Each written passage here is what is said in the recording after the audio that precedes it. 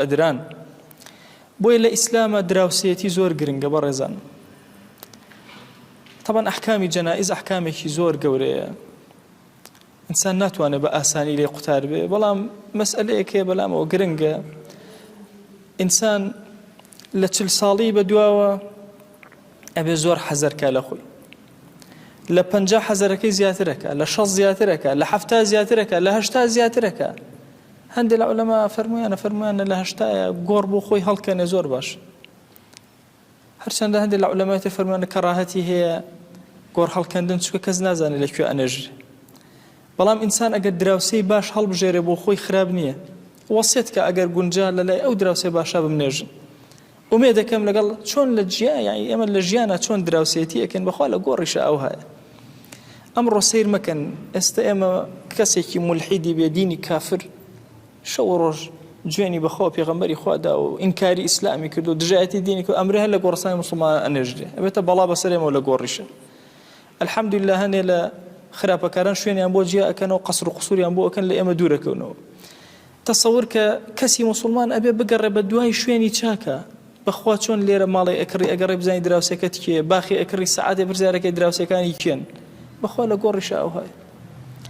وەڵاهی جاری وا هەیە کەسێک لە گۆڕستانە ئەبێتە ئارامی بۆ دراوسەکانی.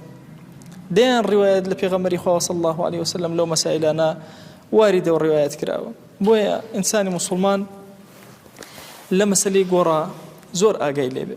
عەذابێک لەناو گۆڕا هەیە و نەعیمێکیش هەیە. ابن تەیمیە ڕەزا و ڕەحمەتی خوای لێبێ ئەفەرمێ بە تەواتر لە خەبەرەکانی پێغەمبەری خوا صلی الله عليه وسلم واریدە کە عەذابی قەبر و نەعیمی قەبر هەیە. ئەو کەسەی ئەهلە بۆ عەذابە خوا، ئەو کەسەی ئەهلە بۆ پاداش ئەبینێ. بەخوا پرسیاری دوو مەلەکەین لەناو گۆڕەکەیە، یەکێکە لە ئیمتیحانە زۆر قورسەکان، ئەفەرمێ فەیەجیب اعتقاد ذلك والإيمان به، واجبە ئینسانی ئیماندار عەقیدەی بەم شتانە هەبێ و ئیمانیشی پێی هەبێ. ولا نتكلم عن كيفيته، شێوازەکەی چۆنە، بە چ شێوازەکە ئێمە نازانین. إذ ليس للعقل وقوف على كيفيته، عقل درك ناكا چۆنە بە چ شێوازەکە، بەڵام ئەزانین ثابتة لكونه لا عهد له به في هذه الدنيا في هذه الدار. أفرمت لما لا عهد بوناكر نازانين چۆنە، نازانين ئەم عقوبەیە بە چ شێوازەکە لێرە نەمان بینیوە، بۆیە دەرکی پێ ناکەین. أفرميه والشرع لا يأتي بما تحيله العقول ولكن قد يأتي بما تحار فيه العقول. شرعش هەموو شتێکی وەها نییە کە إلا عقل ئەبێت تەحلیلیکە و بزانێت چۆنە. جاری وهەیە عقل ئەوەستێ لەو قەزەیە هەر نازانێ مەوزوعەکە چی، هەر چۆن لە خۆی تێناگا. طبعا عقلی ئینسان مەحدودە، چوارچێوەیەکی داخراوی هەیە. ئینسان لە خۆی تێناگا، لە گەردون تێناگا، لە دەوروبەر تێناگا. وەڵا هەندێک مەسایلش هەیە لە شەریعەتە، یعنی وەستاوە عقلی ئینسان وەستاوە، ئیمتیحانە بزانێ ئایا ئیمانی پێهێنی یا ئیمانی پێ ناهێنی.